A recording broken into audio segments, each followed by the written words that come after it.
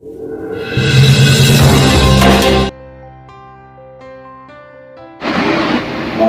हुई तो जो धौलाधार जो हिमालय की पहाड़ियाँ हैं, इन पहाड़ों के इर्द गिर्द सब जिलों में भारी नुकसान हुआ, जिसमें जिला चंबा, कुल्लू, मंडी के क्षेत्रों में नुकसान हुआ। तो तब से आप देखें, राहत कार्यों को देखें, राहत कार्यों की अगर समीक्षा करें और सरकार के अगर आप बयान को देखें, सरकार के द्वारा किए गए कार्य को देखें, तो ऐसा लगता है कि जैसे केवल और केवल कुल्लू मंडी ही हिमाचल प्रदेश का हिस्सा है। जिला चंबा हिमाचल प्रदेश सरकार का हिस्सा नहीं है और ना ही हिमाचल प्रदेश सरकार की प्राथमिकता में जिला चंबा या हमारा ये जनजातीय क्षेत्र भरमौर और जनजातीय क्षेत्र पांगी, इसका कहीं कोई उल्लेख है। मैं दावे के साथ कहता हूँ, एक भी स्टेटमेंट ऐसी सरकार की, माननीय मुख्यमंत्री जी की दिखाएं जिसमें उन्होंने चंबा जिले में हुए नुकसान, भरमौर विधानसभा क्षेत्र में हुए नुकसान, पांगी विधानसभा क्षेत्र में हुए नुकसान के बारे में कहीं कोई टिप्पणी की। शायद ये भी एक व्यवस्था परिवर्तनीय है कि व्यवस्था इस तरीके की बना दी है कि जिस जिले में उनके सत्तारूढ़ दल को जो वो समर्थन करने वाले लोग कम हैं, तो उस जिले को अपने हालात पर छोड़ दिया गया। हमारे विधानसभा क्षेत्र का जो यातायात है वो सुचारू रूप से नहीं चला है। जरूरी खाद्य सामग्री की किल्लत मेरे विधानसभा क्षेत्र में होना शुरू हुई है। तो रसोई गैस की भी लगभग अब समाप्ति की ओर जो है वो सिलेंडर लोगों के खाली हो रहे हैं। पेट्रोल डीजल की उपलब्धता यहाँ पर नहीं है। जल जीवन हमारा टोटल थम सा गया है। रही नुकसान की बात, तो अगर हम चंबा से भरमौर की तरफ चलना शुरू करें तो बग्गा डैम के पास से लेकर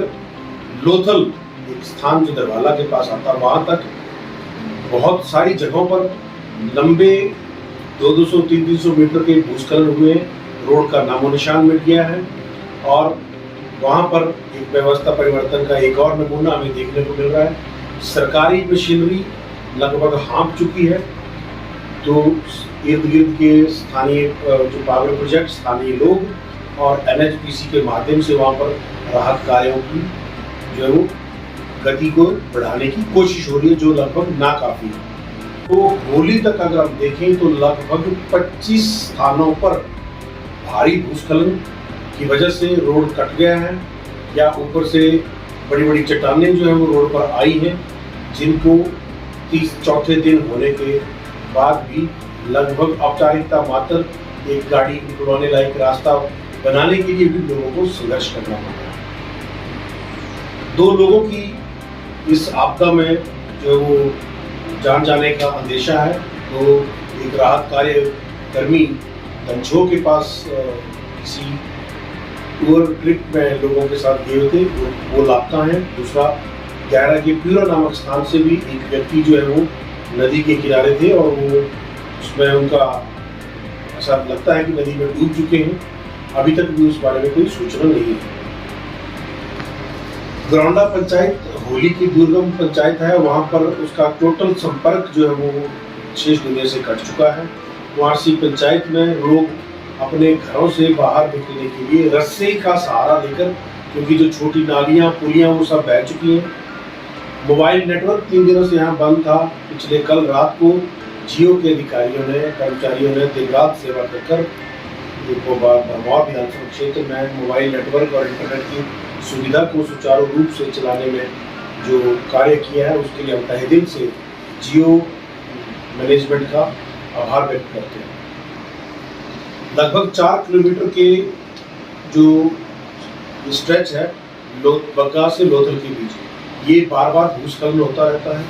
ये कच्चे पहाड़ का क्षेत्र है, तो जो भी इंटरिम अरेंजमेंट अब प्रशासन के द्वारा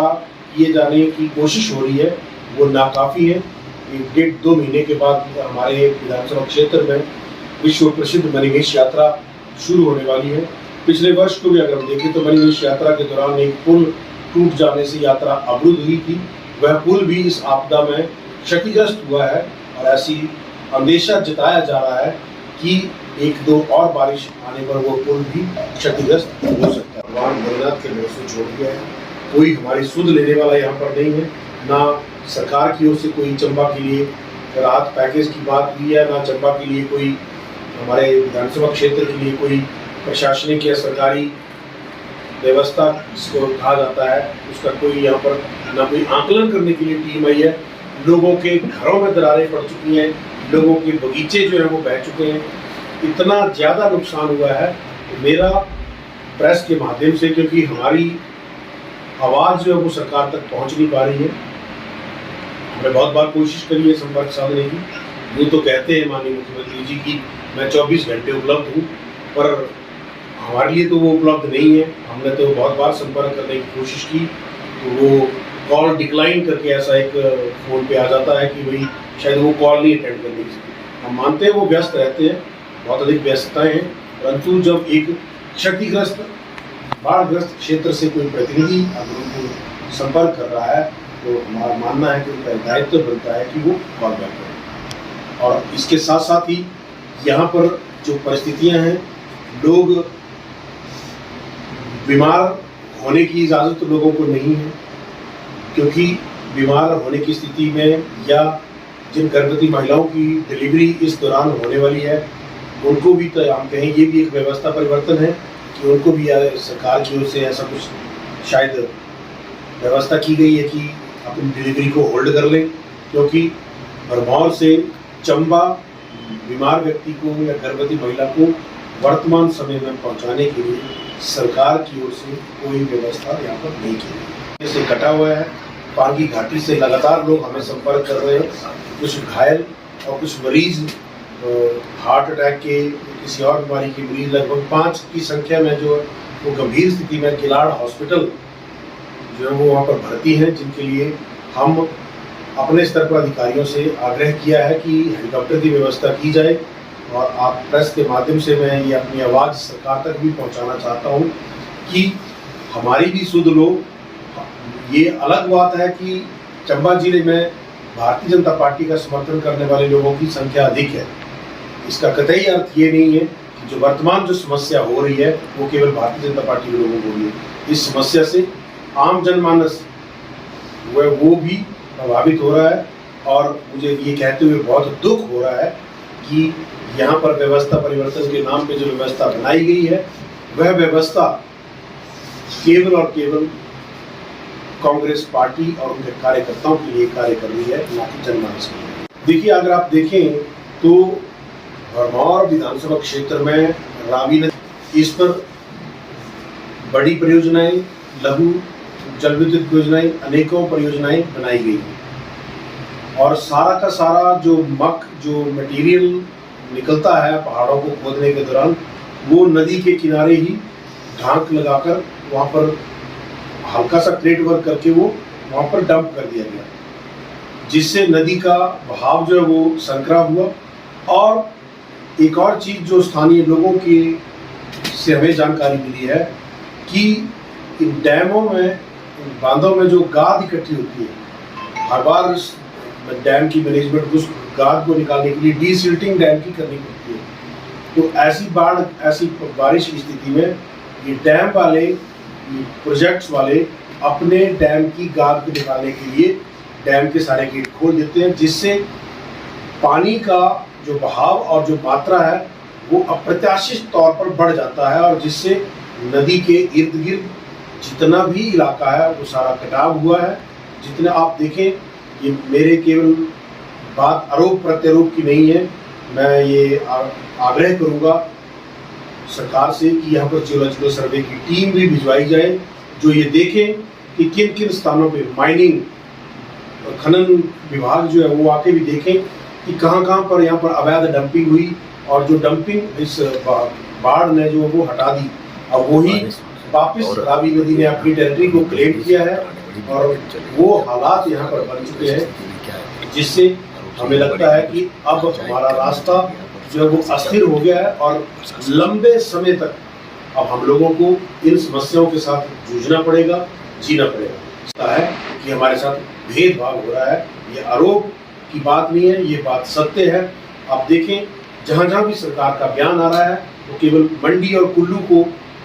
नुकसान को लेकर आ रहा है, चंबा का कहीं कोई जिक्र नहीं है। आज़ादी के इतने वर्षों तक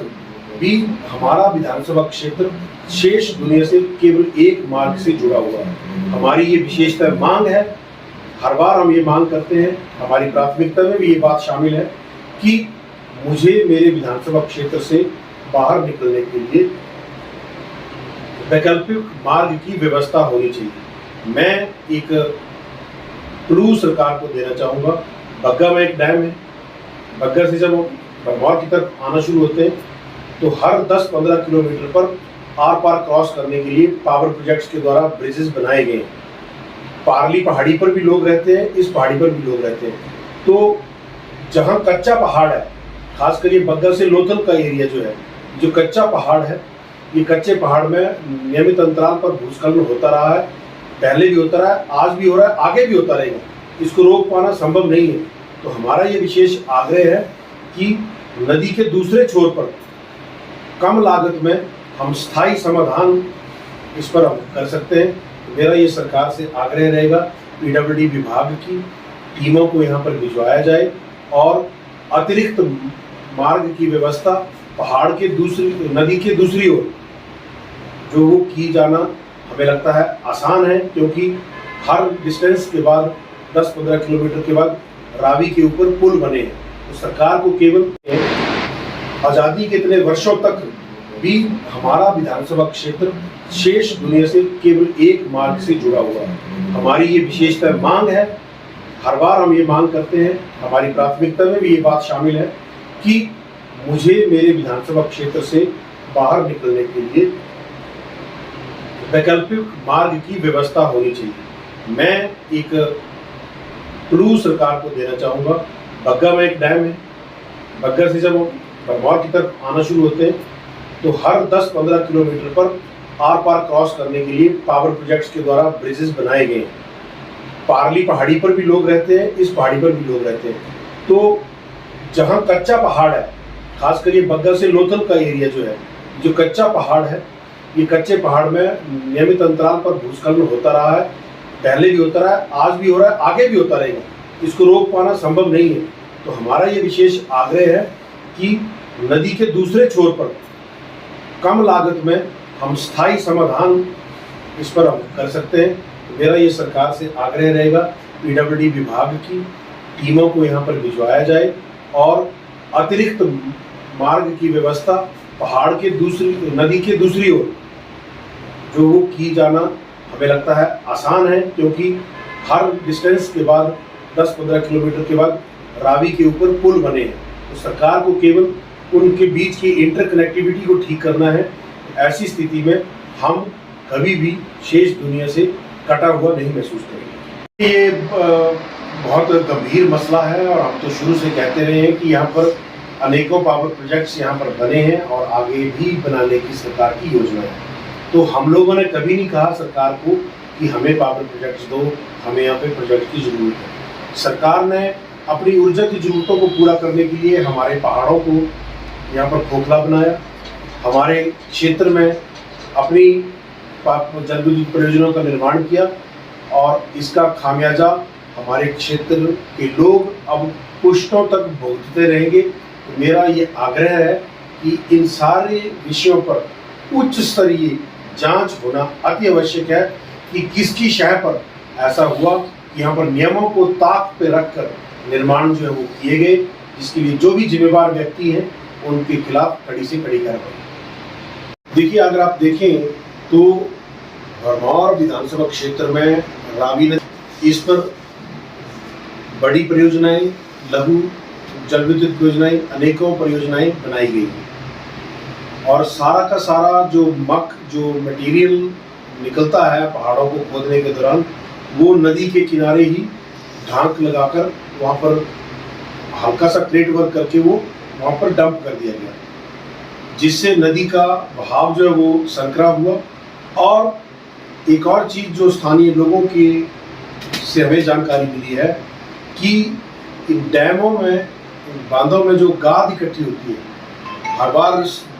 डैम की मैनेजमेंट गाद को निकालने के लिए डीसिल्टिंग डैम की करनी पड़ती है। तो ऐसी बारिश की स्थिति में ये डैम वाले,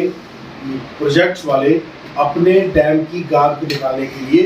डैम के सारे गेट खोल देते हैं, जिससे पानी का जो बहाव और जो मात्रा है वो अप्रत्याशित तौर पर बढ़ जाता है, और जिससे नदी के इर्द गिर्द जितना भी इलाका है वो सारा कटाव हुआ है। जितने आप देखें, ये मेरे केवल बात आरोप प्रत्यारोप की नहीं है, मैं ये आग्रह करूंगा सरकार से कि यहाँ पर जियो सर्वे की टीम भी भिजवाई जाए, जो ये देखें कि किन किन स्थानों पे माइनिंग, खनन विभाग जो है वो आके भी देखें कि कहाँ कहाँ पर यहाँ पर अवैध डंपिंग हुई, और जो डंपिंग इस बाढ़ ने जो वो हटा दी, अब वही वापस रावी नदी ने अपनी टेरिटरी को क्लेम किया है, और वो हालात यहाँ पर बन चुके हैं, जिससे हमें लगता है कि अब हमारा रास्ता जो है वो अस्थिर हो गया है, और लंबे समय तक अब हम लोगों को इन समस्याओं के साथ जूझना पड़ेगा, जीना पड़ेगा।